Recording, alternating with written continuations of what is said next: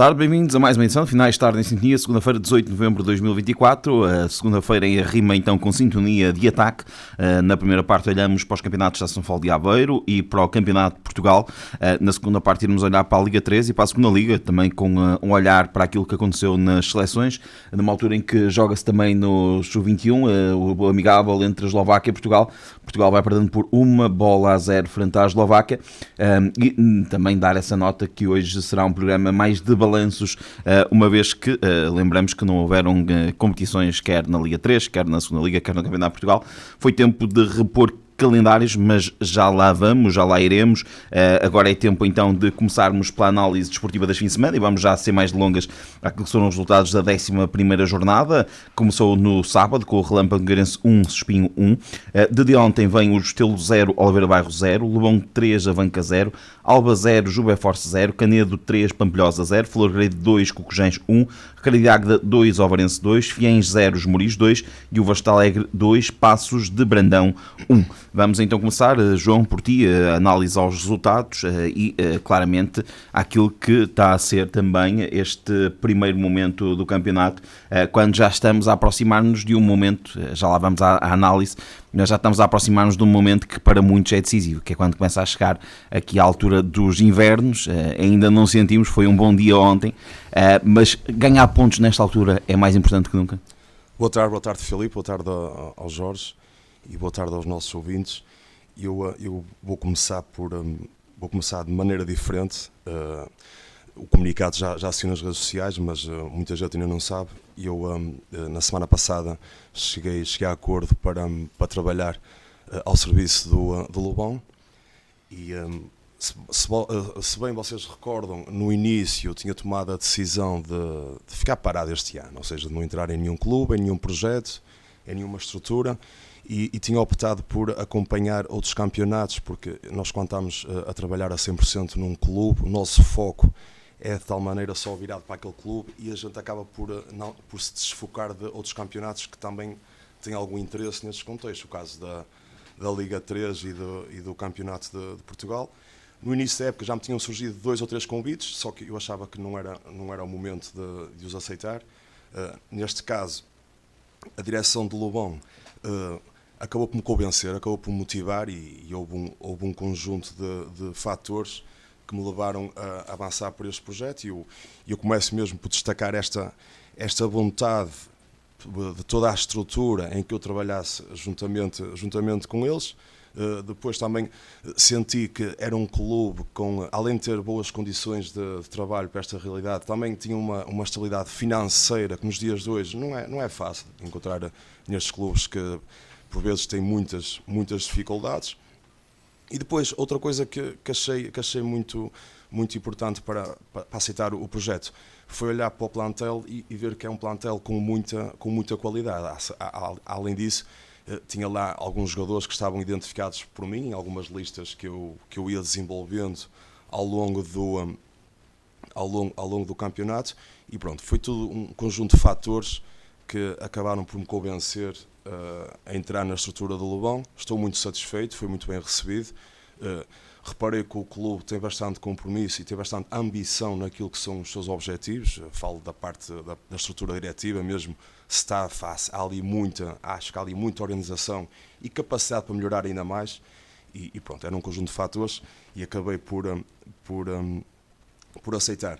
Depois, deparei-me com o orçamento que o clube tinha, que acabou por me surpreender, porque eu olho para o plantel de Lobão, vejo um plantel com muita qualidade e vejo um orçamento super baixo, ou seja, o clube não tem capacidade para gastar muito dinheiro, para ter grandes orçamentos, e num campeonato como este, sabe-se que estamos no meio de orçamentos galácticos e mega galácticos.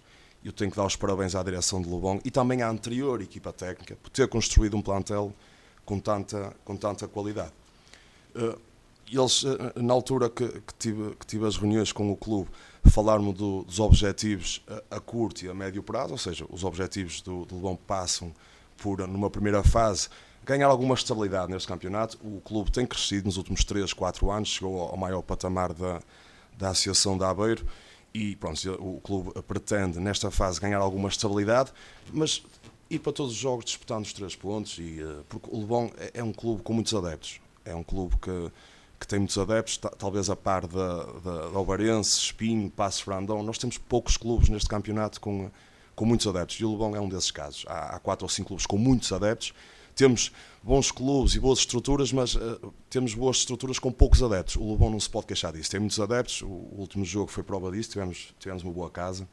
E quando um clube tem muitos adeptos, a exigência também é alta, mas ao mesmo tempo nós temos noção que o nosso orçamento não está sequer no top 10 dos maiores orçamentos do campeonato. No entanto, os orçamentos não ganham campeonatos, não garantem vitórias, e a gente agarra-se à qualidade que temos no nosso plantel.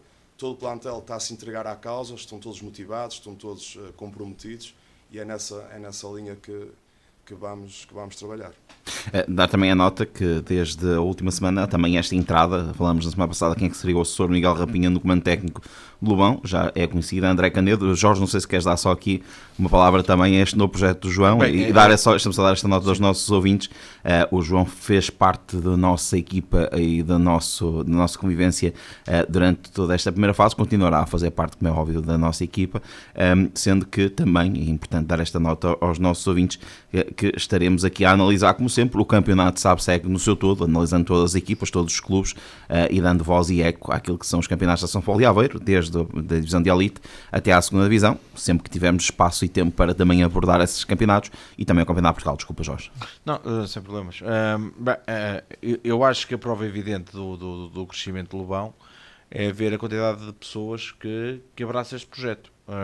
Ver as imagens, por exemplo, ontem do jogo, ver as imagens da bancada, percebe-se que é um clube em franco crescimento. É um clube em franco crescimento, é um clube histórico, também do concelho, como é óbvio. Eu lembro-me bem do Lobão na terceira divisão nacional. Sim. É uma equipa ainda na altura com Pelado. Exatamente. E hoje quem visita as instalações do Lobão, 20 e tal anos depois, se calhar, da passagem pela terceira divisão nacional, percebe que foi o crescimento também do próprio clube. Exatamente. Porque hoje nós vemos instalações cuidadas, instalações com esmero, vemos um excelente relevado sintético, e é bom frisar isto, é um excelente relevado sintético, e não é por ter pouca utilização, porque reparem, o Lobão tem, assim de repente, tem sub-19, sub-17, sub-15, sub-13 e sub-11, penso que será assim, e penso que depois de petizes e também uma equipa de benjamins. Portanto, não é por ter pouca utilização relevado que ele está mais ou menos... Exatamente. Tem muita utilização e está muito bem cuidado. Portanto, eu diria que juntando boas instalações a muitas pessoas e uma direção muito competente, é preciso dizê-lo, conheço particularmente o Romeu, que é uma pessoa de futebol, uma pessoa que passou anos e anos e anos a jogar futebol, permite-me a expressão, mas que sabe o que é o futebol. Exatamente. E sabem o que é o melhor para o clube. E, portanto, eu olho para o Lobão como um projeto que certamente o João vai abraçar com olhos não no presente, mas essencialmente no futuro. Porque eu acho que o Lobão tem a possibilidade efetivamente de um crescimento muito significativo, até porque ocupa um espaço no nosso território muito importante, numa confluência de terras que embora tenham futebol, não estão num patamar assim tão elevado quanto isso, e que pode efetivamente ser um projeto para dar crescimento como um todo, ou seja, não só no que toca à equipa sénior, mas também no que toca à formação, que também ela teve um crescimento muito, muito significativo nos últimos anos. Vamos então a analisar os resultados. João, o que é que te salta à vista deste fim de semana? Pronto, claramente, dos 3 candidatos, tanto Espinho como o Ovarense cedem mais 2 pontos. O caso do Ovarense acaba por empatar em Águeda, e nós temos crucificado um pouco o Águeda do campeonato que tem feito, e eu continuo a achar que o Águeda tem uma boa equipa, teve ali jogos menos felizes, mas este empate contra o Ovarense é uma demonstração que o Águeda tem capacidade para ombrear com as três equipas que ocupam os 3 primeiros lugares. Surpreendente a vitória dos Moris em Fiães. Era um jogo de tripla, não contava com que os Moris fosse ganhar a Fiães. No entanto, Algo que eu tenho reparado nos Moris é que os Moris encontra-se mais forte do que na época passada, não pelo campeonato que está a fazer, mas sim também pela qualidade do seu plantel. E depois a vitória suada também da Florgrade, que acaba por estar a perder 1-0 frente ao Cocujães e faz o golo já no minuto 83 ou 84. E destaco também a vitória do Lobão, que vinha de 3 jogos sem vencer, e ganhou com muita justiça, fez um grande jogo, fez um jogo muito competente, numa semana com alterações, que isso às vezes pode trazer moça, novas ideias de novo treinador, mas todo o plantel abraçou as ideias, recebeu bem as ideias do novo treinador, e é uma grande estreia do André Canedo, e aproveito para felicitá-lo por isso.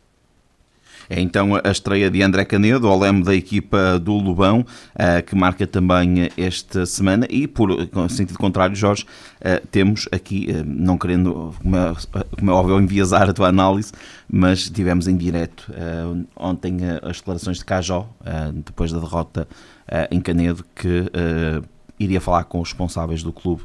Provavelmente teria chegado o momento neste caso, para terminar a ligação. A vida de treinador é isto também um pouco, não é? Os resultados, por muito trabalho até seja bem feito, os resultados não aparecem. Olha, sabes que, como em tudo na vida, muitas das vezes a questão não é só o trabalho. É preciso sempre um bocado de sorte, permite-me a expressão. E não parece que a sorte tenha acompanhado totalmente o Cajó, até porque eu não tenho a mínima dúvida que pode haver treinadores com a mesma competência do que ele, mas treinadores com mais competência do que ele neste campeonato. Honestamente, eu não me acredito que os haja, porque o Cajó é, sem sombra de dúvidas para mim, um treinador muitíssimo competente, e não é por acaso que ele fez o que fez, por exemplo, no Beira-Mar, não é por acaso que ele fez o que fez nos outros clubes que abraçou. Ravanca, exatamente. É um treinador com imensa qualidade. Não teve claramente a sorte do seu lado.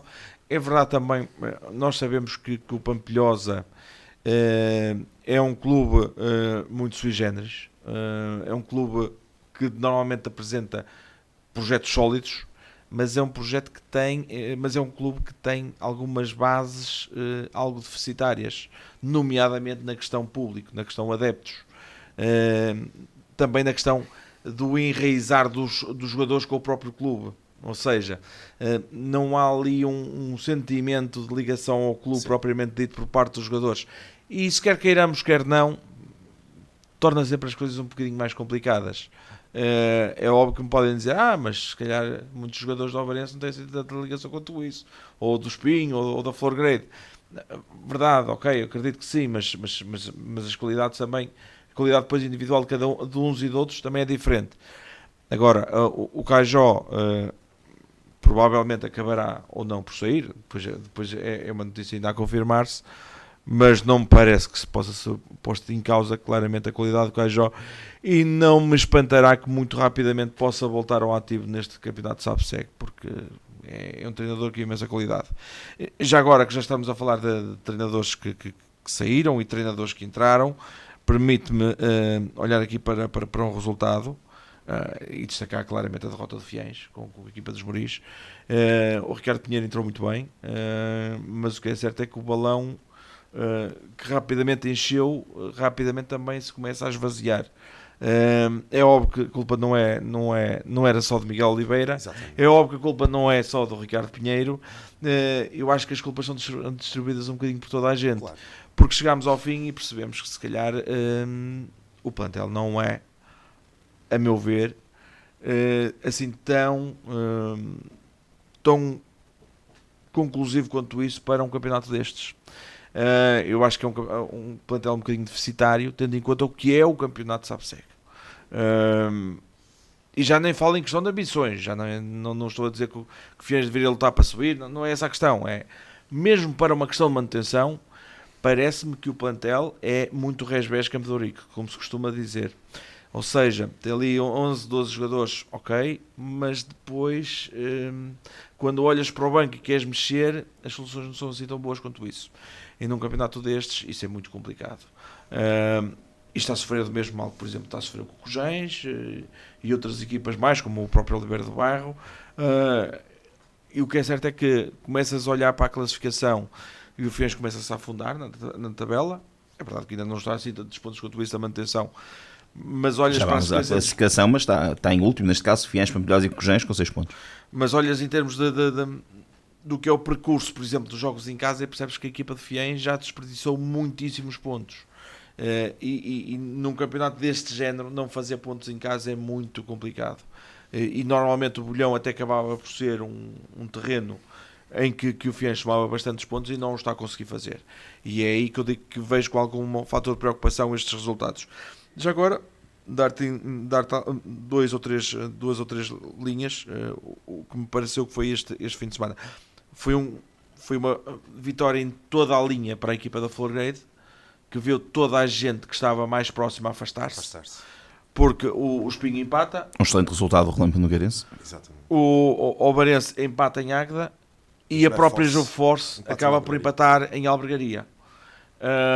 Devo dizer o seguinte: eu acreditava que o Obarense poderia ter problemas em Águeda.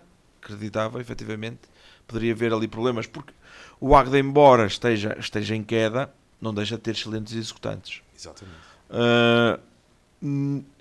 Estava convencido que o Espinho, com a maior ou menor dificuldade, iria acabar por vencer em Nogueira da Regedoura. Não esperava as dificuldades que a equipa da Florgrade teve contra o Cojães, honestamente. E relembrar que os últimos 2 golos nascem já bem adiantados na segunda parte. Quanto ao resultado da Joforce, já não me espanta assim tanto quanto isso, devo dizer. O Alba, embora esteja cá para baixo, é sempre uma equipa muito complicada de bater, principalmente a jogar em casa. Sim. Portanto, não me espanta de todo. Agora, isso não deslustra em nada do que tem sido um campeonato absolutamente magnífico da Joforce, que leva a que, nesta altura, com apenas 10 jogos feitos, tenha já 22 pontos e já tenha provavelmente 2/3 da pontuação, mais de 2/3 se calhar, da pontuação que é necessária para garantir a manutenção. E leva 6 pontos de vantagem sobre o 5º classificado, que é o Passos Brandão. Portanto, em resumo, esta foi uma jornada em que a Florgrade ganha em toda a linha, mas é também uma jornada que vê a vida complicar-se para algumas equipas aqui no meio. Uma derrota por números expressivos da equipa de Pampilhosa, uma derrota também da equipa de Fiennes complicada, e uma derrota do que rezam as crónicas da equipa de Passos Brandão por 2-1 num jogo em que se calhar até foi dos melhores jogos que a equipa de Passos Brandão fez, mas que acabou por não ter, entre aspas, a sorte do jogo, embora eu acho também, na minha opinião, e continuo a dizer, o Hugo Gomes tem um trabalho de grande mérito feito no Vista Alegre. Vamos então à classificação. A Florgrade é líder neste momento com 27 pontos. Segundo lugar para o Espinho Alvarense com 26. A Espinho com 26 é o segundo classificado. Terceiro lugar para o Alvarense com 25, assim é que é correto. Quarto, o Joveforce com 22. Depois, com 16 pontos, em quinto lugar, Passos Brandão e Esmoriz. Sétimo lugar para o Lebão com 15 pontos. Oitavo lugar para o Reis de Águeda e para o Vista Alegre com 14. Décimo, Avanca com 11. Décimo primeiro, Relâmpago Nogueirense e Alba com 10. Décimo terceiro, Canedo e Bostelo com 9. Décimo quinto, Oliveira Barro com 7. E baixo da linha da água, Pampilhosa, Cojães e Fiennes com 6 pontos. João, olhando para a classificação, o Jorge já deu um lamiré na análise também à classificação, dizendo que foi o grande vencedor desta jornada foi a Florgrade. Mas olhando para esta classificação, quem é que te parece que ganhou também, e em sentido contrário, quem é que perdeu nesta jornada? Sim, claramente que o Fiennes tem esta derrota do Fiennes é pesada, não por ser derrota, mas porque acaba por ocupar o último lugar da tabela. E é em casa. Exatamente, e em casa. E hoje é o dia que eu concordo com o Jorge. Realmente, se calhar, há ali muitas fragilidades no plantel do Fiennes e poderão ter muitas dificuldades. O Avanca, tive a oportunidade de jogar contra o Avanca. O Avanca, numa fase inicial, era uma das equipas de sensação, a par da Joveforce. E eu gostaria de referir que o Avanca realmente tem 3-4 unidades muito interessantes. Tem 3-4 miúdos, muito bons jogadores, além de ter 3-4 jogadores com muita experiência. Basta relembrar que o guarda-redes do Avanca é o campeão da época passada. Além disso, tem um técnico que tem bastante experiência neste campeonato, por isso. E estes 11 pontos que o Avanca tem não é sem saber ler nem escrever, é com alguma competência e alguma qualidade da sua equipa. Agora, para todos os efeitos, eu acredito que Pampilhosa, Oliveira de Barro poderão subir alguns pontos na tabela classificativa. O Relâmpago continua a fazer um bom campeonato. Jogámos contra o Relâmpago na semana passada e o Relâmpago é uma equipa muito, muito intensa, muito intensa. Não tem um plantel com grande extensão, mas tem 14, 15 jogadores muito competentes. E eu acho que o Relâmpago vai manter este registro o campeonato inteiro. É uma equipa muito, muito difícil. Eles lutam os 90 minutos para conquistar os seus pontos, ou os 3 pontos, ou o empate. Eles vendem muito cara à derrota. E tem unidades de muita qualidade. Repara, tem um Gouveia, sim, tem um tem Guerra, bons jogadores. Agora, Ministro, Gouveia, Guerra, o Roberto, sim. João Barros é um bom jogador, com boa formação. O Miguel Borges, eu ia dizer isso, guarda-redes bem de espinho, sim. Com guarda-redes, ou seja, o Relâmpago tem uma boa equipa, tem um bom 11 e tem mais 3, 4 jogadores que podem entrar e podem mexer com o jogo. Sim, mas eu queria dizer, por exemplo, quando destaco, por exemplo, Gouveia ou Guerra, estamos a falar de jogadores que foram campeões distritais nas últimas 2 épocas. Exatamente. O Gouveia no União de Lá, mas o Guerra na Florgrade. E o Roberto na Florgrade também? E o próprio Roberto. E jogadores a jogar muito, muito, muito, muito tempo. Aliás, o Gouveia era Guerra tem 2 subidas seguidas, pela Florgrade e pelo Lessa. O Lessa acabou por subir a época passada, o Guerra fez parte desse plantel. O Gouveia era titularíssimo da equipa do União de Lá, mas se nós formos ver os números do Gouveia na época passada no União de Lá, mas provavelmente deve ter andado aí nos 28, 29 jogos a titular, mais coisa menos coisa. Fez uma época excepcional. E é um garante normalmente. Exatamente. Jorge, aqui também a análise à classificação, embora já foste dando ali Pois a classificação, aqui e acolá o teu Lamiré, mas como é que vês a classificação neste momento? Classificação, bem, repara, isto foi uma jornada que acaba por ter aqui, acaba por não criar muitas distâncias, porque há aqui muitos empates aqui pelo meio. O empate do Relâmpago, o empate do Águeda, o empate da Juforce. Deixa-me só juntar aqui, estava à procura de informação, faz 33 jogos pelo União de Lamas na época passada ao Gouveia. Eu dizia titular 28, não deve ter andado muito longe da verdade, penso eu. Numa jornada que tem 9 jogos, 4 foram empates. E tirando os 2-3-0 e o 2-0, todos os jogos foi por 1. Pronto. Percebemos que foi uma jornada em que o equilíbrio imperou. E o que é que aconteceu? Houve uma equipa que ganhou em toda a linha, é verdade, mas não ganhou assim tanto quanto isso.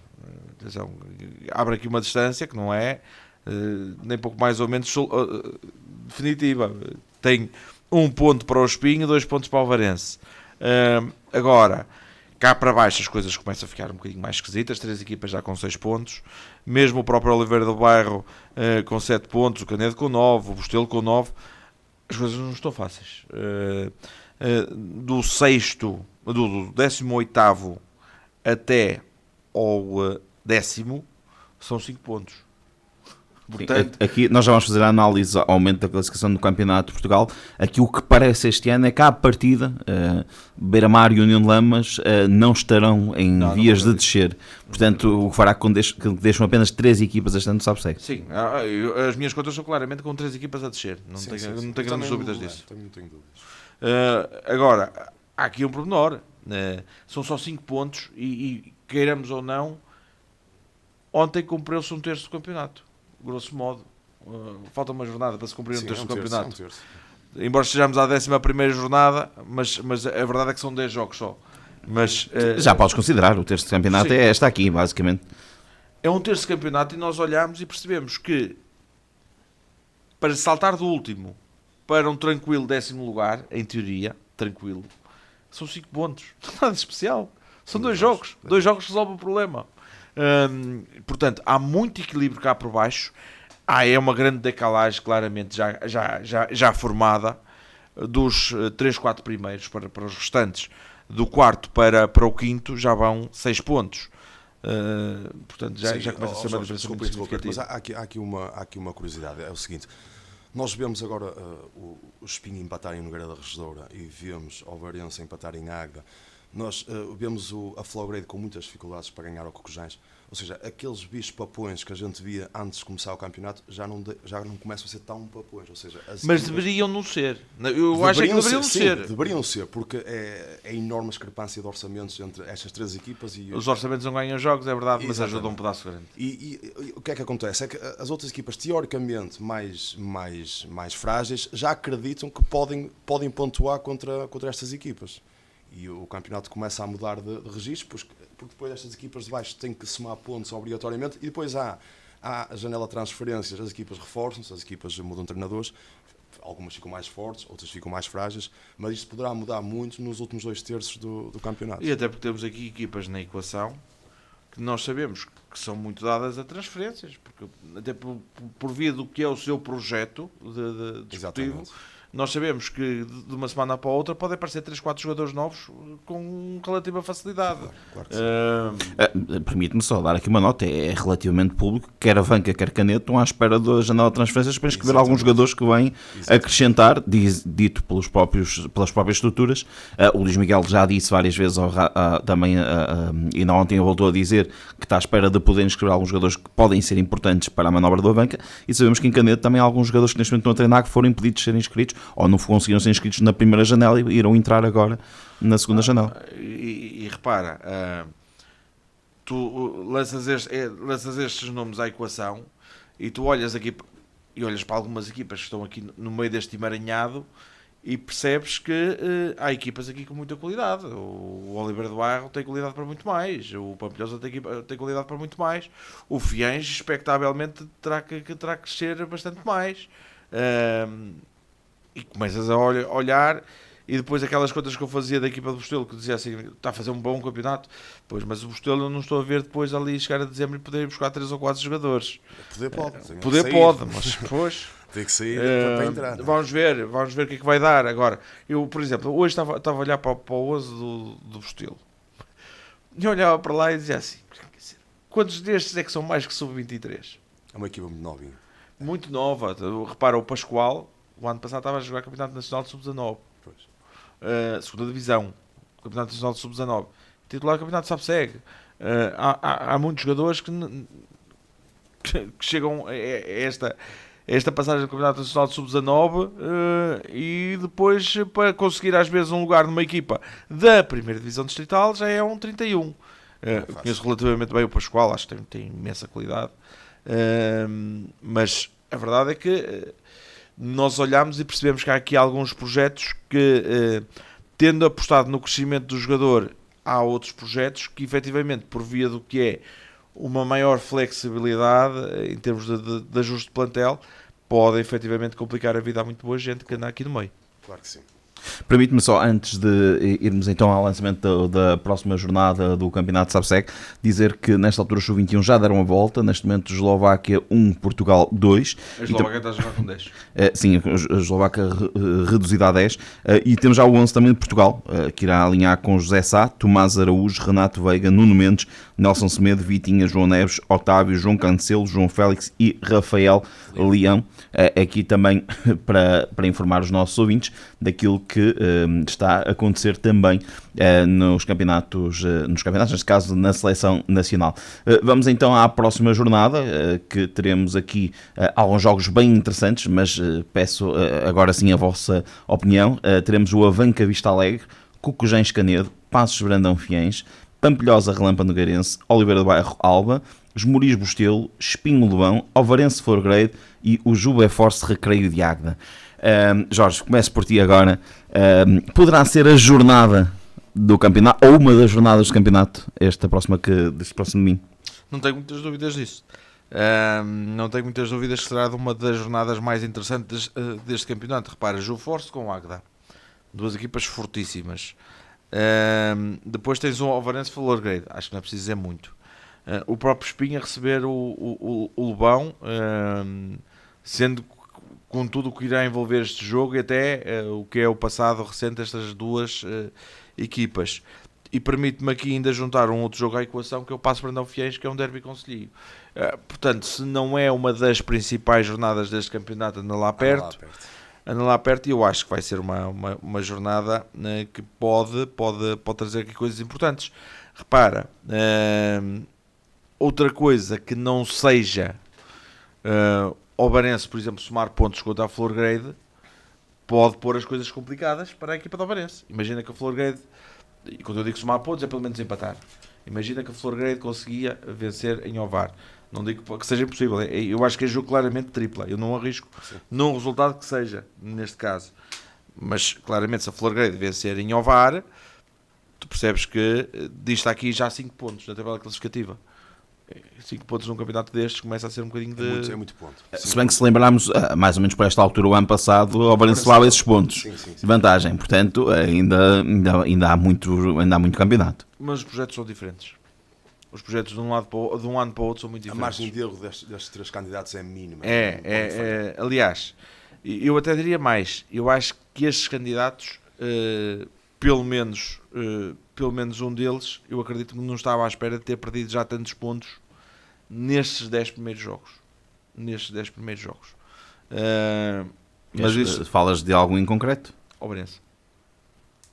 E eu penso que não estava nos planos do Ovarense ter já perdido 5 pontos. Acredito que aceitaria ali perder pontos, mas acho que os 5 pontos, acho que o Ovarense estava à espera de ter perdido menos pontos, honestamente. Eu acho que o empate do Ovarense em Águeda ontem acaba por ser um resultado normal. Agora, o problema é a derrota.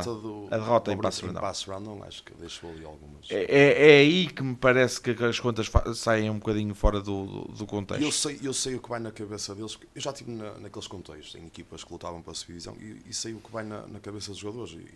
E agora não vou ao Passo, vou ao jogo de ontem, em Águeda. Eles acabam o jogo com um empate, eles começam a pensar, e agora já perdemos mais 2 pontos.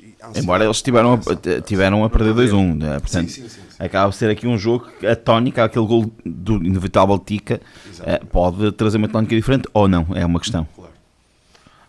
Pode, porque é diferente de estares a ganhar e depois acabares por empatar, de estares a perder e depois acabares por empatar. É sem dúvida alguma que em termos emocionais acaba por ser diferente na cabeça do jogador. O problema é que para a tabela classificativa é exatamente o mesmo, e isso significa perda de pontos. E num campeonato tão injusto quanto este está a ser, repara, tens de fazer logo uma comparação. A Florgrade foi vencer a Águeda. Foi. Exatamente, aí já é uma diferença, percebes?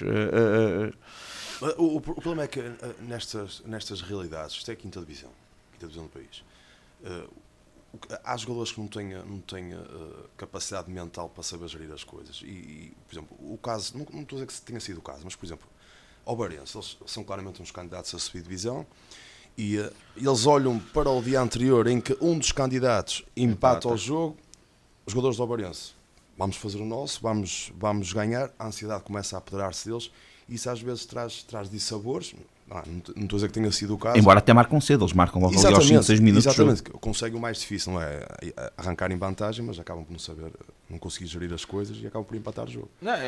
Agora, também me parece, muito honestamente, e atenção, estamos a falar no que toca ao Varense, não estamos a falar propriamente de miúdos que começaram a jogar futebol. É uma equipa experiente. Exatamente. Aliás, qualquer uma das 3 equipas são equipas com muita experiência acumulada. Se calhar talvez a Florgrade tenha mais experiência acumulada no seu conjunto de jogadores, admito, mas qualquer uma delas são grupos que nesse aspecto estão muito bem formados. Mas a verdade é a pressão acaba por chegar. Claro. E nós podemos pensar, não, isto é distrital, não há cá pressão, não há nada. Não há autanas. Claro que não é. Isso é que era bom. Eles acabam por sentir. Eu lembro em 2021-22 que na altura estava a jogar no Beira-Mar. Nós fomos jogar a Castelo de Paiva e o Paiva venceu uma equipa muito forte, orientada na altura pelo Paulo Mendes, e nós perdemos em Castelo de Paiva, não sei se foi 3-1 ou 2-1, acho que foi, eu penso que foi 3-1. E lembro que na altura foi uma semana muito difícil para nós. Estávamos naquela fase que o Covid atacava todas as semanas e nós jogámos mesmo com alguns atletas ainda doentes. Acabámos por perder em Castelo de Paiva. Na altura ficámos a 7 pontos. 7 pontos é uma margem confortável. Mas nós sentimos essa diferença de ir de 10 para 7 pontos e acusámos alguma pressão no jogo a seguir. Acabámos por ganhar, com naturalidade. Mas até ao próximo jogo existe sempre aquela semana sobre ansiedade, sobre aquela Mas pressão. estavas à frente. Mas estávamos à frente, exatamente. Neste caso era o Varense que podia passar para a frente, porque era o anterior líder que tinha acabado de perder pontos. Exatamente. E são coisas diferentes. Deixa-me só complementar, perdes 3-1 em Castelo Paiva. Aqui também, só para informar os nossos ouvintes, assim, na altura, à terceira jornada, golos de Luís Rebelo, Drula e Everton no Paivense, e o inevitável Artur, agora treinador pelo Beira-Mar. Portanto, aqui... do Águeda, peço imensa desculpa. Aqui também esta nota para os nossos ouvintes. Mas é como eu te dizia, a verdade é que é uma jornada que vai trazer emoções fortes, acredito muito honestamente. E depois há aqui alguns jogos pelo meio que nós não estamos a olhar assim com muita atenção, mas são importantes. Repara, o Oliveira do Bairro Alba, o Oliveira do Bairro está a 3 pontos do Alba e o Oliveira do Bairro precisa desesperadamente somar pontos. Nós não olhamos com muita atenção para um Cocujens Canedo, mas é um jogo fundamental para a equipa de Cocujens, tendo em conta até o que foi o último resultado. Eles estão em fase ascendente. Perdendo, eu acho que se calhar é daqueles jogos em que tu perdes, mas se calhar ganhas algo mais. Claro. Uma equipa que vinha com o percurso que estava a fazer, o Cocujens, e acaba por obrigar o líder a ter que ir até ao fundo para ir lá buscar outra vez a vitória. Tu ganhas de certa forma naquele momento uma equipa. Eu acredito que será um jogo também ele muito interessante e permite-me dizer, o Avanca Vista Alegre eu acho que vai ser muito, muito interessante. São duas equipas que têm qualidade e que podem trazer coisas muito positivas neste fim de semana, até pelo que tem sido o seu percurso. Até pelo histórico da época passada, que ombrearam as duas equipas. Eu acho que é uma jornada, em termos de jogos... É das mais quentinhas de todas. Tens aqui muitos duelos interessantes. Eu acho que vai ser uma tarde de emoções fortes no próximo domingo. Fica então a análise feita para este campeonato Subsec, divisão de elite, que está então ao rubro, com jogos na próxima semana, então Avanca Vista Alegre, Cocujens Canedo, que Passos Brandão Fiães, Pampilhosa, Relâmpago Nogueirense, Oliveira do Bairro, o Sporting Clube de Albas, Moriz, Bostelo, Espinho, Lobão, Ovarense Flagredo e o José Força Recreio. Assim, Jorge? Não sei se ias falar ou não, mas eu ontem tive a oportunidade de ver mais um jogo do Campeonato Distrital da Primeira Divisão Zona Norte. E agora? Lá mesmo. Portanto, nós não vamos ter tempo para fazer uma análise aprofundada. Claro. Aqui só para dar nota também que o site da Federação está em baixo, portanto... Se quiser dar outros resultados. Tem aqui também os resultados, portanto dá para fazermos essa análise, mas dizer então apenas que resultados de ontem, temos o Cesarense 6, AD Nogueira de Loura 2, o Ronda 4, Geração Rui de Louros 1, Mançores 3, Carrozense 1, o Valcambra 0, Estarreja 4 é da Zona Sul, a Revanense 1, São Roque 2, Paivense 0, Romariz 3, São Vicente Pereira 3, Mosteiro da Roca 0 e o Argoncilho 1, Real Nogueirense 0. Classificação diz que o São Roque é líder com 14 pontos, segundo Cesarense e Carrozense com 12, quarto São Vicente Pereira e Argoncilho com 11, sexto Mosteiro da Roca e Paivense com 10, oitavo Ronda e a Refanense e Mançores com 8 pontos, 10º lugar para a AD Nogueira de Loura com 5, depois com 4 pontos Real Nogueirense e Romariz, Lanterna Vermelha, Geração Rui de Louros sem nenhum ponto ainda conquistado. Aqui uma pequena pincelada naquilo que se passa na primeira divisão, Jorge, na Zona Norte, pedimos desculpa à Zona Sul, mas hoje vamos cá apenas para a Zona Norte. Bem, eu queria aqui destacar 3 resultados. Um primeiro que foi a vitória da equipa do Romariz no terreno do Paivense, uma vitória por números muito significativos, quer uma equipa quer a outra, com treinadores que conhecem muito bem esta divisão, o António Correia no Paivense e o Borges no Romariz, e com o Romariz a conseguir aqui somar pontos muito, muito interessantes neste campeonato. De resto foi a sua primeira vitória no campeonato, tinha só um empate, conseguiu somar aqui uma vitória muito interessante. Um outro resultado que quero naturalmente destacar foi o jogo que eu vi ontem, foi o Arrifanense São Roque. O Arrifanense faz 1-0 na primeira parte de grande penalidade, numa fase do jogo que até estava meio dividido o jogo. A partir daí deu muito mais a Arrifanense que outra coisa qualquer. Início da segunda parte, o Henrique, o avançado do Arrifanense, falha ali pelo menos duas belíssimas ocasiões. O Arrifanense acaba por falhar ali logo no início da segunda parte, num espaço ali de 5-10 minutos, falha 4 claríssimas ocasiões de golo. E por acaso eu estava a falar com algumas pessoas, uma delas de São Roque, e dizia-lhe: está-se a pôr o mesmo jeito para daqui por um bocadinho o São Roque empatar isto. Passou para aí 30 segundos. Apareceu o suspeito do costume, chama-se Oscar, o João Pinto conhece bem, e o Oscar apareceu lá vindo de nada e empurrou para 1-1, e logo a seguir, 2 minutos depois, fez o 2-1 o São Roque. E é daqueles casos em que a equipa do Rifanense pagou muito caro o prejuízo de não ter feito o segundo golo, que provavelmente iria matar o jogo. Depois, entretanto, acaba por surgir uma expulsão na equipa do Rifanense, e o próprio João Reis, o guarda-redes de São Roque, acabou por segurar uma vitória que permitiu à equipa de São Roque subir à liderança depois de uma derrota que não deixa de me surpreender, muito honestamente, da equipa do Carrosense, no terreno do Mansores, por 3-1. O Mansores, nesta altura, soma 2 vitórias. Não estava a fazer um campeonato por aí além, mas acaba por bater uma equipa do Carrosense que vinha em belíssimo estilo. E com tudo isto, e depois também da vitória do Cesarense por 6-2, aliás, ver os jogos do Cesarense normalmente significa muitos golos. Nesta altura, a equipa do Cesarense tem, em 6 jogos, 16 golos marcados, 9 golos sofridos. Dá uma média só de 4 golos por jogo nos jogos do Cesarense. Portanto, exatamente, 6 vezes 4, 24, portanto tem 25 golos no total entre marcados e sofridos. Percebe-se o que tem sido o caudal ofensivo de um lado e do outro da equipa nos jogos da equipa do Cesarense. E com isto tivemos aqui uma reviravolta grande num campeonato que, nesta altura, do primeiro ao sétimo, é verdade que só passaram 6 jornadas, é verdade, mas estão só 4 pontos. Do primeiro ao sétimo, um campeonato que está lançado num patamar muitíssimo interessante. Muito competitivo mesmo. E devo dizer, quem estiver à espera de ver neste campeonato malta a bater estou na frente, antigamente dizia-se que era na primeira divisão então da divisão de elite, depois dizia-se que era na primeira divisão distrital. Esqueço, já não há. Eu já vi 2 jogos este ano, em qualquer um deles vejo equipas com bons princípios, as coisas com mais ou menos qualidade, isso é normal. Nem sempre, mas nem nunca, não é? Não é sempre nem nunca. Nós às vezes vemos equipas de topo nacional a jogar e metemos as mãos à cabeça, que fará equipas que estão na primeira divisão distrital, que é a 6ª divisão, a 6ª divisão portuguesa. E vemos equipas com bons princípios a jogar, equipas a ser a jogar, equipas que sabem identificar mesmo a questão das bolas paradas. Hoje em dia vês qualquer equipa a fazer bloqueios.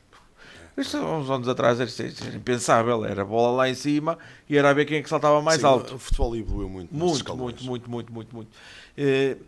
E felizmente ver este nível numa primeira divisão distrital, devo dizer, é muito interessante. Eu vejo as fotos destes derbys, o caso do Arrifanense São Roque, bancadas completamente cheias, grandes jogos, as pessoas vão ao estádio, há muitas rivalidades, está incrível. Acho que há uma grande evolução na primeira distrital, neste caso a 6ª divisão portuguesa. Tu olhas aqui para este campeonato e vês assim, fácil, vês aqui 4, 5 equipas que estiveram nos nacionais e que são candidatas à subida. Exatamente. Na minha opinião, muito honestamente, Cesarense, Carrosense, Argoncilho, São Vicente Pereira, junto-lhe aqui a própria equipa de São Roque, que me parece, inicialmente não teria ambições, mas o que é certo é que vai produzindo no terreno de jogo. São equipas que facilmente poderão chegar aos 2 primeiros lugares, que são os que dão subida. Ou melhor, só o primeiro lugar em teoria que dá a subida, depois já ali a disputa para o segundo lugar. Não, o segundo também dá. O segundo também dá. Só 2 zonas. Mas tu vês para 2 lugares, vês aqui fácil, assim numa primeira análise, 5 equipas para poder lá andar. E já não estou a meter aqui, por exemplo, a equipa do Paibense, que é sempre uma equipa que nós sabemos que tem sempre muitas ambições. Portanto, eu olho para este campeonato e digo que estamos, nesse aspecto, muito bem servidos de competitividade. E o Paibense está em 7º, mas está a 4 pontos apenas do... E acaba por perder cá um dos jogos surpresa deste fim de semana. Com a derrota. Se tem ganho este jogo, é para segundo, isolado, com 13 pontos. Exatamente. João, não sei se queres dar mais algum lamiré relativamente à primeira divisão. O Jorge já falou essencialmente de tudo. Estes números do Cesarense, esta vitória do São Roque em Arrifana, acaba por ser um derby derby, dada a proximidade das duas freguesias. E este resultado surpreendente do Romariz em Castelo Paiva, porque é sempre difícil jogar no Paivense, eu já joguei lá muitas vezes, e acaba por ser até acho que é a maior surpresa deste fim de semana na primeira distrital. E a própria vitória de São Vicente Pereira por números muito esclarecedores sobre o Mosteiro da Arouca. O Mosteiro da Arouca começou muito bem o campeonato e o São Vicente Pereira, pé ante pé, já vai com 3 vitórias, 2 empates e 1 derrota. E tem boa equipa. Tem muito boa equipa. O Paulo Borges, que é o diretor desportivo do São Vicente Pereira, soube formar muito bem a equipa. Tem ali um projeto muito, muito interessante, a equipa de São Vicente Pereira. E a solidez dos números sobre o Mosteiro da Arouca mostra efetivamente que essa consolidação do projeto está a acontecer. Para terminarmos a nossa análise de hoje, dizer apenas que não tivemos Campeonato de Portugal este fim de semana, não teremos novamente na próxima semana porque temos paragem para a Taça Portugal. Esta semana é derivada aos jogos da seleção. Iremos fazer na próxima semana então essa reflexão que temos vindo a falar, embora hoje também já vamos tocar um pouquinho no próximo programa daquilo que será benéfico ou não esta paragem, mas dizer que aproveitaram então a Série B para fazer o equilíbrio do calendário, nesta altura, com jogos este fim de semana: Marítimo B 0, Gondomar 1 e o Machico 4, Régua 0. Nesta altura todas as equipas têm 9 pontos, então com 9 pontos temos líder isolado o Lessa com 23 pontos, segundo o Salgueiros com 19, terceiro lugar União de Lamas com 18, quarto Beira-Mar com 16, depois quinto lugar para Sinfãs e Marco com 15. Lembrar que Marco, então, Nuno Pedro Muki já não é o treinador da equipa do Marco. Camacha sétimo com 13 pontos. Oitavo lugar para Machico, Alpendrada com 12, décimo Gondomar e Guarda e Guimbrões com 9, 16º Marítimo B com 4, Régua, a Lanterna Vermelha com 1 ponto. Lembrar então, João, antes de passar a bola, que os 5 últimos classificados são relegados aos campeonatos distritais. Os 2 primeiros ganham então acesso àquilo que é o play-off de subida, depois juntamente com as 2 primeiras classificadas e as 2 primeiras equipas classificadas na Série A, juntando num play-off então a 4 equipas, todos contra todos, no final deste campeonato. Como é que vês o campeonato? Aqui já podemos dizer claramente que estamos a um terço do campeonato. É um campeonato curto, já não falta tudo. O que é que podemos já retirar desta classificação, João? Pronto, eu acho que relativamente à zona da despromoção, as equipas, na minha opinião, já são todas posicionadas para a terceira divisão. A minha dúvida será mesmo o Gondomar e o Coimbrões, poderão ter força para fazer mexidas nos seus plantéis e lutar pela manutenção. Agora, relativamente aqui às equipas que estão no topo da tabela, vemos aqui uma aproximação do Sinfãs ao pelotão da frente e vimos esta semana lá está a troca do técnico do Nuno Pedro pelo Pedro Barroso, também é um treinador com bastante competência. Eu acho que o plantel do Marco é muito forte, arrisco-me a dizer que poderá ser mais forte do que o plantel do Lessa, e acho que vamos ter um Marco muito forte na segunda volta. Agora, relativamente ao Salgueiros, União de Lamas e Beira-Mar, mesmo não tendo orçamentos pesados, como é o caso do Lessa e do Marco, acho que terão condições para lutar com estes candidatos até ao fim e, quem sabe, posicionar-se nos 2 lugares de acesso à subida de divisão. Jorge, como é que vês o campeonato nesta altura? Bem, eu diria o seguinte: acredito-me que aqui à volta de 26, 25 pontos deverão chegar para a manutenção, se calhar até menos. Se calhar até menos. E num cenário, por exemplo, de 25 pontos, nós vemos União de Lamas. Lembro que a Folgueira 10 com 31 no ano passado. Sim, mas este ano não será da mesma forma, não me parece, muito honestamente. Não me acredito que isso aconteça dessa forma. Até digo mais, 31 pontos deve dar para ir para o 6º lugar ou coisa do género. Está muito diferente da época passada, esta Série B. Tínhamos Rebordosas, Guimarães, Paredes, tínhamos equipas muito fortes nesta Série B. Eu acredito muito honestamente que... Desculpa, 10 com 33. O Folgueira 10 com 33 pontos. 33 este ano deve dar no mínimo para o 6º lugar. Posso estar enganado, mas acho que não. Eu diria que, fazendo as contas aos 25 pontos, o União de Lamas está a 7 pontos da manutenção, o Beira-Mar está a 9 pontos, tendo em conta o que é o percurso destas 2 equipas e o que lhes falta jogar. Eu penso que a manutenção, mais coisa menos coisa, está praticamente assegurada, parece-me, muito honestamente. Portanto, a ambição destas 2 equipas será sempre agora olhar lá para cima, sendo certo que, no caso do União de Lamas, a obrigação é 0, parece-me, muito honestamente. o Beira-Mar já não me parece assim, fez uma equipa claramente não foi só para manter, foi uma equipa para tentar pelo menos bater-se até ao fim, e acredito que possa vir a consegui-lo neste segundo e terceiro terço de campeonato, mas o que me parece também é que este campeonato está muito rapidamente a meter equipas para o pelotão de cá de baixo. O Régua já está resolvida a vida. O Marítimo B não estou a ver muito bem como é que se possa safar.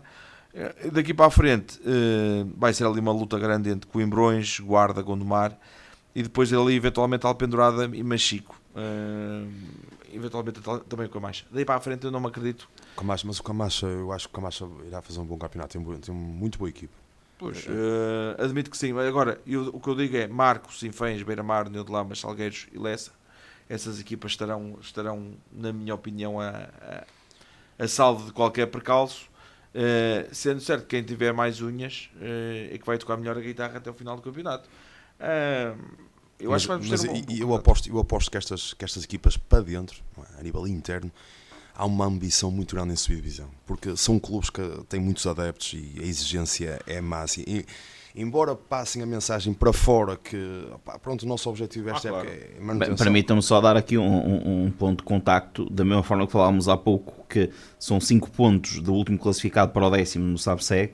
Se olharmos para o Alpendurada, que é o primeiro acima da linha d'água, para o segundo, que é o Salgueiros, são 7 pontos. Sim, são 7 pontos. Sim. Portanto, 11 seria para o primeiro lugar, mas já estou por até o Lessa aqui fora de hipótese. Portanto, e se olharmos para o 7º, que é o Camacha, são 6 pontos só. Portanto, são 2 jogos. Quase que podemos ter aqui uma inversão de campeonato ainda. Já não falo sequer do Gondomar, mas se formos pela lógica, o próprio Gondomar está a 10 pontos do Salgueiros. O que é certo é que faltam menos jogos, porque são apenas 26. Essa é que é a questão. O problema é precisamente esse, é que não é propriamente um terço do campeonato SABSEG, embora represente em termos numéricos o mesmo, em termos percentuais representa exatamente em termos o mesmo. Proporcionais é a mesma coisa, mas em nível de números absolutos já não é. O problema é esse, é que a margem de erro neste campeonato é muito menor que no campeonato SABSEG. Exatamente. Para todos os efeitos, porque se tens menos jogos podes errar menos vezes, e o que é certo é que nós olharmos para este campeonato. Repara, o Lessa é primeiro e ainda não perdeu nenhuma vez. Tem 7 vitórias, 2 empates. O Salgueiros perdeu 2 vezes. Perdeu até agora 8 pontos. Perdeu até agora 8 pontos e está em segundo lugar.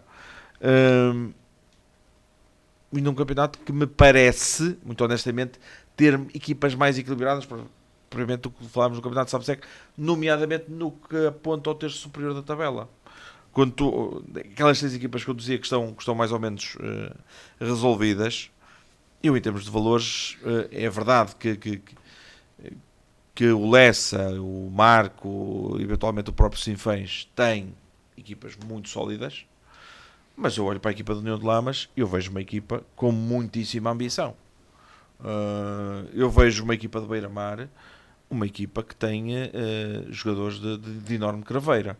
Portanto, parece muito honestamente, o que se passa neste campeonato é que temos, se calhar, 3 pelotões.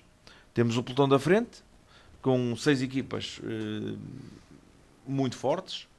Temos depois ali um segundo pelotão, que é de equipas como o Machico, como o Alpendurada, Camacha, Gondomar e o Coimbrões.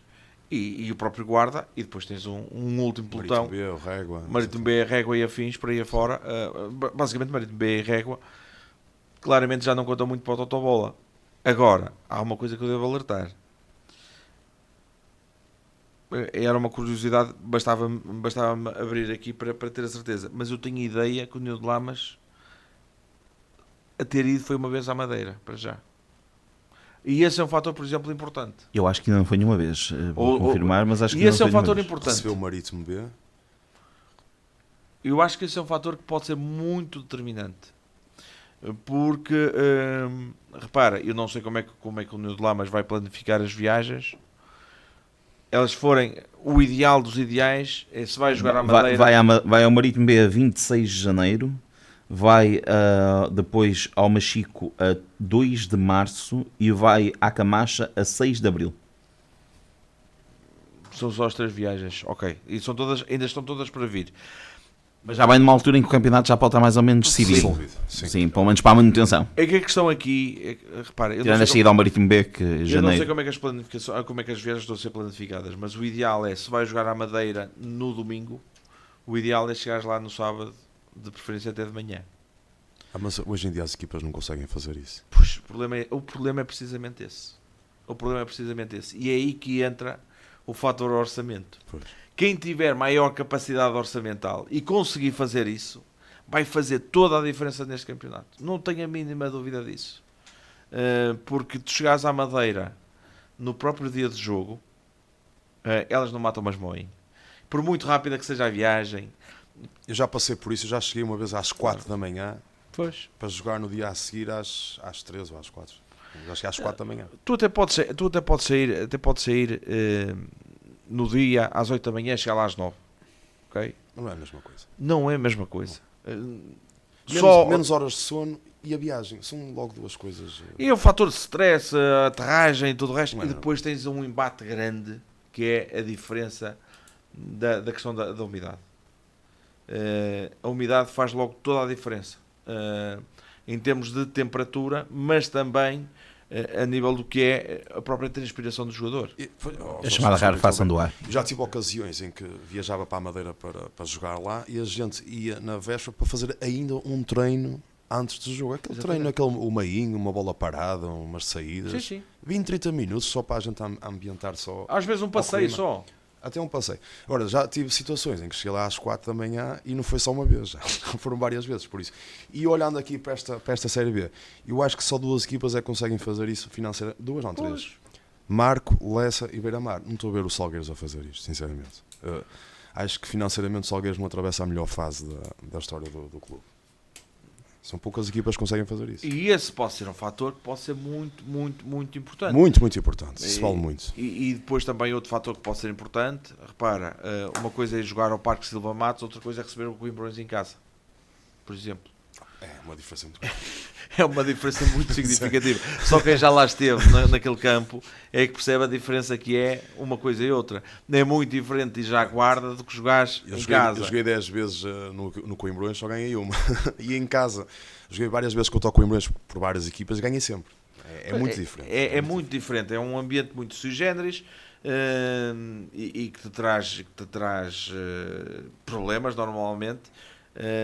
É um público muito aguerrido, aliás, é tão aguerrido que houve os problemas que houveram esta época, né? Mas tudo isto são fatores que concorrem para o que pode ser ainda alguma mudança neste campeonato, mas que eu honestamente acredito-me, no que toca aos 6 primeiros, acredito-me que esses já estarão mais ou menos fechados, mas pelo menos no que toca à manutenção. Então, a análise que estamos a fazer relativamente ao Campeonato de Portugal, a Série B, na próxima semana iremos abordar um pouco mais este assunto, mas eu pedi só uma nota rodapé, lançamento até da próxima semana, estas paragens longas do Campeonato de Portugal. Caímos no risco de ser redundante, João, mas faz sentido estas paragens, na tua opinião? Quem é que beneficia com isto? Se há alguém que beneficia com isto tudo? Eu acho que ninguém beneficia com estas paragens, muito sinceramente. Até para uma questão de receitas dos clubes, porque os campeonatos param, mas os clubes continuam a ter despesas e os clubes não podem chamar os jogadores à malta. Não vamos competir, por isso durante 2 semanas vocês vão para casa porque nós não vamos ter condições para vos pagar. E acho que não faz algum sentido, é a minha opinião. Já falámos isto anteriormente e eu reforço a minha ideia que não faz sentido algum. Jorge, teremos várias oportunidades de falar sobre isto, já daqui a pouco também estarás connosco no programa e vamos abordar este assunto, mas como até um lançamento dessa temática, o que é que se está a passar nestes campeonatos com estas paragens sucessivas, para depois andarmos aqui quase 3 meses a jogar de 3 em 3 dias? É basicamente o mesmo que acontece, por exemplo, nas competições jovens. Começas a obrigar os miúdos a jogar em finais de julho e início de agosto, para depois o campeonato acabar em março, ou coisa do género. É como o Campeonato de Portugal. E o Campeonato de Portugal é exatamente o mesmo cenário. Repara, eu acho que podem-me dar 1001 argumentos, okay? Por exemplo, podem-me dar o argumento no que toca às camadas jovens, porque agora há uma série de torneios das 4 nações e mais não sei quantos torneios. Ok. Mas no Campeonato de Portugal não há nada disso. Porquê começámos a competir muito cedo em agosto, para depois chegarmos a dezembro e novembro jogou-se 2 vezes? Isto não faz sentido nenhum. Outubro também. Isto não faz sentido nenhum. Das duas, uma. Ou ajustas o campeonato em função do que é a sua estrutura atual e começas o campeonato muito mais tarde e terminas também mais tarde. Ou então, de uma vez por todas, façam aquilo que tem que ser feito, que é um alargamento deste campeonato. Na minha opinião, alargamento, tu até podes ter o mesmo número de equipas, mas então condensem-se mais as séries e não me venham dizer que é questão das locações. Isso é uma falsa questão para mim. Para mim é completamente uma falsa questão, porque se tu puseres às equipas a diferença entre começar a pagar em agosto e acabar de pagar em março, mas ter não sei quantos jogos parados, mas teres basicamente, se calhar, mais um mês de competição, mas teres sempre receita pelo menos a entrar, em teoria, eu acho que as equipas claramente preferem. Eu acho que nós devíamos recuar ao passado nessa situação e fazer 3 séries como antigamente: Zona Norte, Zona Centro, Zona Sul. Segunda Divisão B, Série Norte, Centro e Sul, era assim que se chamava. Muito fácil. O problema, e eu volto a frisar isto, eu acho que já disse isto aqui uma vez. Eu sou do tempo em que havia uma primeira divisão, havia a divisão de honra, depois havia a segunda divisão B, que era Norte, Centro e Sul, e havia a terceira divisão. Nacional, 8 séries ou 9 séries. Já não sei, era até a Série H, salvo erro. E uma delas era só Açores. Depois, a determinada altura, isto mais ou menos há 15 anos talvez, alguém disse, não, vamos acabar com a terceira divisão, que não há hipótese de termos de terceira divisão. E acabaram com a terceira divisão, e aquilo foi uma mortandade geral que foi feita na altura. E passaram a ter a segunda divisão B, passou a se chamar-se CNS. CNS. Ou CPP. Campeonato de Portugal Período. Não, Campeonato Nacional de Séniores primeiro. Exatamente. Primeiro foi CNS. Exatamente.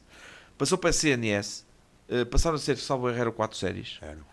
E eram 4 séries, acho que eu que era 19 equipas ou 18 equipas. 18. Ou 18 equipas. Cresceu, mas perdeu muito o efeito que tinha. Porque eu sou do tempo em que a segunda divisão B tinha jogos de um nível muito, muito elevado. O que é certo é que passados 15 anos nós baralhámos e voltámos a dar.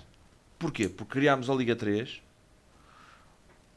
com 2 séries e acho que o campeonato é efetivamente um absoluto sucesso. É de tal forma um sucesso que, na minha opinião, é mais interessante estar neste momento na Liga 3 que propriamente estar na segunda Liga. Exatamente, também concordo. E depois fazemos isto ao Campeonato de Portugal. Fazemos isto ao Campeonato de Portugal, que neste momento é a terceira divisão antigamente. As distritais têm mais interesse que o Campeonato de Portugal nos dias de hoje. E de uma vez por todas, ou nós resolvemos o problema que se passa. O Filipe ainda há dias nos mandava, e muito bem, aquele formato. Sim. Epá, mais ajuste, menos ajuste, eu acho que é qualquer um dos comuns mortais que percebe um bocadinho de bola sugere que deve ser feito. Mas por uma razão qualquer que eu continuo sem perceber, continua-se a bater no ceguinho e a termos estes campeonatos que fazem muito pouco sentido. Mesmo a própria Liga 3, a meu ver, poderia ter alguma reformulação. Mas faz muito pouco sentido esta do... vamos até ao 4º lugar e depois vemos... Sim, também não concordo com isso, exatamente. Isto devia ser como antigamente. Na antiga segunda divisão B, o primeiro subia direto, não havia cá playoffs, e assim é que devia ser o campeonato. Porque há equipas que andam o campeonato inteiro em primeiro, e depois por uma quebra de forma, ou uma expulsão, ou uma lesão, não interessa, e depois acabam por ficar na prancha e morrer na praia. Não faz sentido. Eu sou do tempo em que se dizia assim, era ainda na então terceira divisão, quando havia a fase de subida e a fase de descida. Não sei se te lembras. Já na fase de transição, já para o fim da... Sim, o Arouca chegou a estar nessa terceira. Sim. Já nessa fase de transição, dizias assim, não, o que interessa é chegar ao final da primeira fase, chegar para a fase da subida, que é para depois vender resultados. Exatamente. Era assim que se dizia. E era verdade. Era o que se dizia, era isto. E não tens nenhum, nem dois, nem três casos que a segunda fase foi um beijo de Deus. Aquilo só não desceram porque já não podiam descer, porque ganharam o jogo nem para a totobola. E o que nós temos hoje em dia é permitir que tenhamos um campeonato feito a duas velocidades, que é toda a gente a correr para a primeira fase para chegar aos 4 primeiros lugares, por exemplo, na Liga 3, e depois, de repente, desacelera porque eu não posso subir à segunda Liga, porque para o bem e para o mal a segunda Liga em termos financeiros representa um esforço ainda maior do que já o é a Liga 3. Convenhamos, eu acho que é tempo de, e acho que estamos num tempo bom para isso, estamos hoje é o último jogo, por exemplo, do Presidente Fernando Gomes à frente da Federação Portuguesa de Futebol, no que toca à Seleção A. Estamos em vias de ter novas eleições, numa altura em que há uma suposta lista que ainda não tem candidato assumido. Toda a gente sabe que é o Pedro Proença, mas que ainda não está assumido. Sabe-se que há a candidatura de Nuno Lobo, mas efetivamente nós ouvirmos ideias de um lado ou do outro ainda não ouvimos. O que nós sabemos é que há uma grande luta de bastidores por causa de posições, seja do Conselho de Arbitragem, seja do Conselho de Disciplina, seja lá por que razão for. Mas efetivamente ideias que sejam estruturais e estruturantes para o futebol português, eu acho que há muito poucas. E é absolutamente necessário que elas cheguem, porque há muito que nós podemos fazer no futebol português para o valorizar, nomeadamente na estrutura das suas competições. Vamos continuar a falar sobre este assunto já no próximo, na segunda parte deste programa. Notas finais, João? Pronto, eu tenho duas notas finais. A primeira é, nós no futebol falámos muito do clube, do jogador, do treinador, do departamento médico, dos adeptos, e muitas vezes esquecemos de uma comunidade muito importante que é as arbitragens. E as minhas notas finais vão para o jogo que o Tiago Fernandes fez ontem no jogo de Bom Banca. Fez os o dois jogo. irmãos. Exatamente. Fiquei impressionado com a competência dos dois irmãos, dos dois auxiliares. Fizeram um jogo incrível. E as minhas notas, a minha primeira nota final vai para o desempenho dessa equipa de arbitragem, porque nós às vezes não temos noção, mas eles muitas vezes vêm à pressa para fazer o jogo e às vezes nem tempo têm para almoçar, e muitas vezes esquecemos desta comunidade que é muito importante para o futebol. E eu penso que cada vez está a evoluir mais na Associação de Aveiro, e a minha primeira nota final vai para eles. A minha segunda nota final, logicamente, vai para a equipa do Lobão. Estou lá há 15 dias, estou muito satisfeito com aquilo que temos vindo a desenvolver. Quero destacar o facto de estarmos a debater com alguns problemas físicos, mas o grupo de trabalho tem sido incrível, tem trabalhado imenso. E pronto, e todos os jogadores contam para aquilo que são as escolhas do treinador, e quero já lançar o próximo jogo. Quero pedir aos nossos adeptos para aparecerem em massa no próximo jogo. Vamos já contra um candidato, uma equipa que tem um orçamento superior ao nosso 5, 6 vezes, mas como eu disse há pouco no início do programa, os orçamentos não ganham campeonatos, e o Lobão, logicamente, com toda a sua força, vai disputar os 3 pontos, como vai fazer em todos os jogos, seja em casa, seja fora, seja contra o primeiro ou seja contra o último. Jorge, também a tua nota final. Olha, a minha nota final vai fugir um bocadinho à lógica, quer do Distrital, quer do próprio Campeonato de Portugal, mas não posso dizer que nós vamos assistindo a uma coisa muito engraçada no futebol português, que é o conceito de disciplina que se vai aplicando, que é não por ela ser justa ou injusta, mas sim por ela fazer sentido no tempo ou não. Vem isto a propósito do castigo que foi hoje aplicado a um jogador, nem interessa para neste caso foi o Nuno Santos do Sporting. Eu até acho que o castigo em si até é algo estapafúrdio, porque não parece que o Nuno Santos tivesse intenção em momento algum de agredir o adepto, quanto mais para levar 8 jogos. Mas pronto. Mas não deixa de ser curioso que, curiosamente, mas só curiosamente, esse castigo tenha saído precisamente de 8 jogos, tenha saído numa altura em que o Nuno Santos até lhe podiam aplicar 20 jogos, porque tão cedo não volta a jogar futebol devido ao problema que teve no joelho. Não está aqui em causa se o castigo é bem ou mal aplicado. Volto a frisar, na minha opinião, eu acho que é um absoluto exagero o castigo que foi aplicado ao Nuno Santos. O que está em causa é o timing do castigo. E é nestes momentos em que todos nós, que gostamos e amamos do futebol, nos questionamos se efetivamente a justiça é por uma questão de ser justa ou se é por uma questão de não mexer muito com os interesses, seja lá de quem seja. Terminamos assim a nossa primeira parte do Sintonia de Ataque. Regressamos daqui a pouco para a segunda parte. Já vamos olhar para a segunda Liga e para a Liga 3.